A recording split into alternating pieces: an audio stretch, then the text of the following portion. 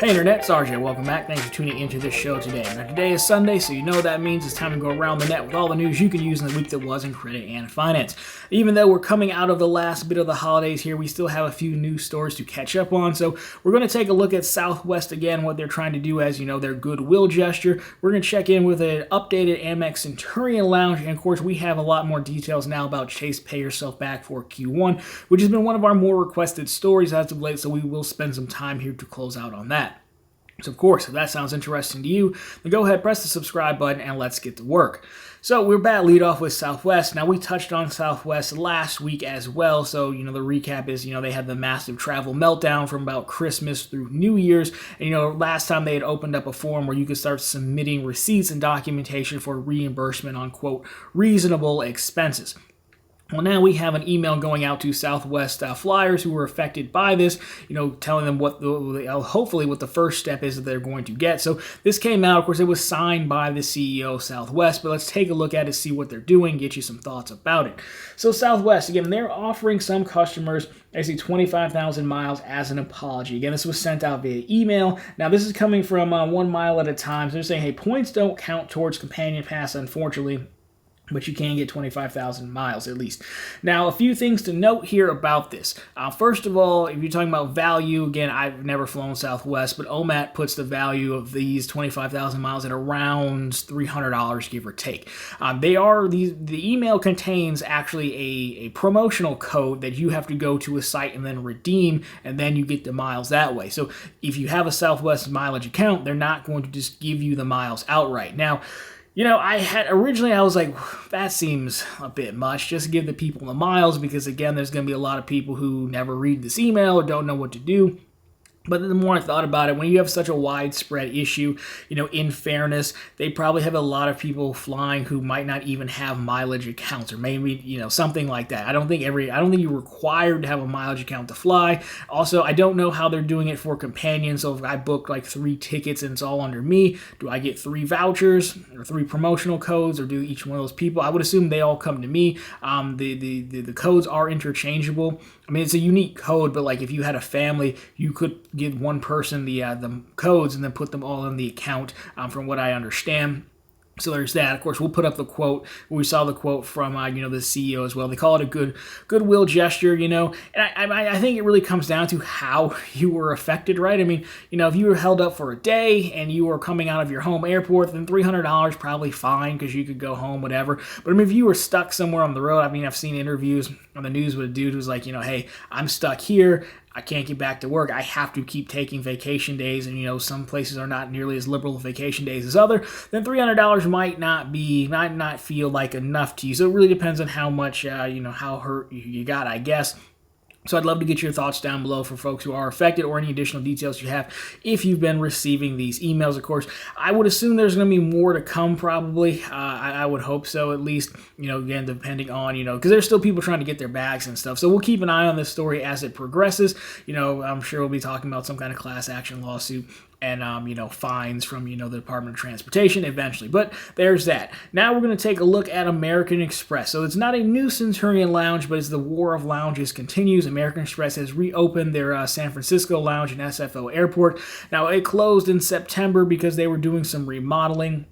So on screen you have it. As usual, the points guy gets, invited to all these lounges to take the tours. So you can kind of see the pictures, compliments of the points guy as we go. So again, it closed in September for a remodel.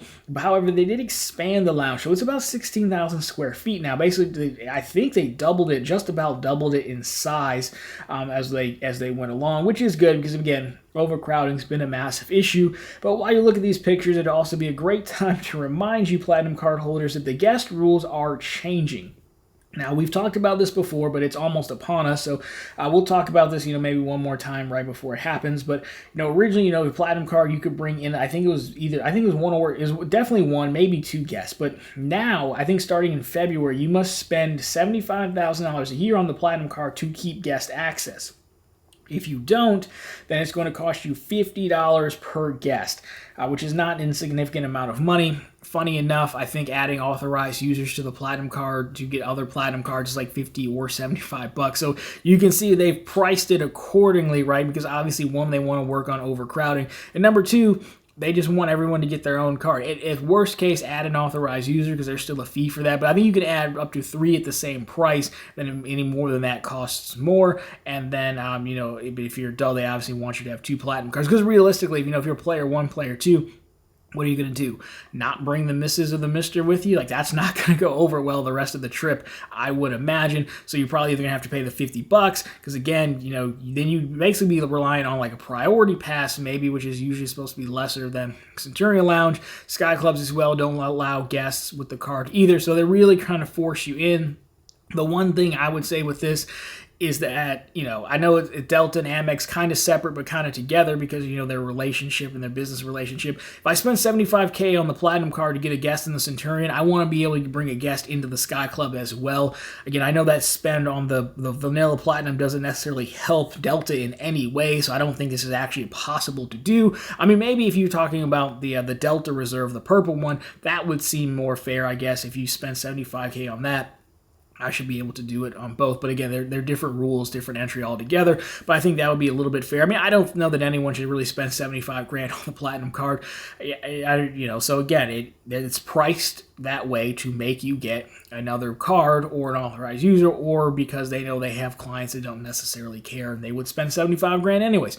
But overall, the lounge did look nice. So if you're head up there to let us know how it looks, if it's your home airport, you visit there often, did the new square footage actually help with the overcrowding, and how do you plan to get around the guest access? Love to get your thoughts on that as well. Now, final story. We're checking in with the House of Diamond. So I got a few requests to talk about Chase Pay Yourself Back. So we had last week again, it wasn't necessarily a rumor because it was showing up in people's accounts, but Chase had posted groceries as a new category for the Sapphire Reserve, but it was only at a 1.25x valuation where it should have been at a 1.5x. And if you don't know, Chase Pay Yourself Back is basically a function where you get in specific categories. If you use your Sapphire Reserve at groceries, then you can redeem those points, to pay off those purchases, paying yourself back at elevated rates. In this case, 1.25x. Historically, the Sapphire Reserve had been 1.5, Sapphire Preferred had been 1.25. Well, we now have the full list of categories and values, and yes, if you thought they were going to get nerfed, well, they got nerfed. So let's take a look at this, and I'll give you my thoughts as to why. So again, we're breaking up in buckets. Sapphire Reserve, groceries, gas stations, the annual fee, and select charities. Charity still gets 1.5 through the end of the year. Of course, can't be mean to charities. But the other three, again, 1.25. Sapphire Preferred loses everything. It just has select charities. Freedom gets charities. Ink Preferred keeps internet, phone, cable, 1.25. And the Ink Cash and Unlimited also keep theirs, but it's 1.1. And they have charities as well. So I'll leave that up for a second. But overall, man, I think after talking to you guys the last go around, I've come to like 2 conclusions, and I'm borrowing from some ideas in the comments. Number one is I still think this was never really meant to stick around, right? This was meant to get us over the bridge of no travel, and it made sense at the time when it first came out. It was actually a really good way, in my opinion, to redeem points. And I liked it because, again, it gave the Sapphire, the trifecta, a dimension that other card issuers don't have. It was optimal for travel, for transfer partners, the portal, or it was also optimal for cash back. But the program kind of ran out of steam over the last year. I mean, they kept the categories the same for 6 months. They weren't really doing a whole lot with it, in my opinion. Though I did like that you could redeem for cover the annual fee and points. So I think they've always wanted to sunset it. It might be a little too popular maybe for them to sunset altogether, so they're just going to nerf everything with that. They did just make a push to get more Sapphire Reserve card holders. I think they bumped that bonus up to 80,000 points at one point, so maybe don't want to upset them.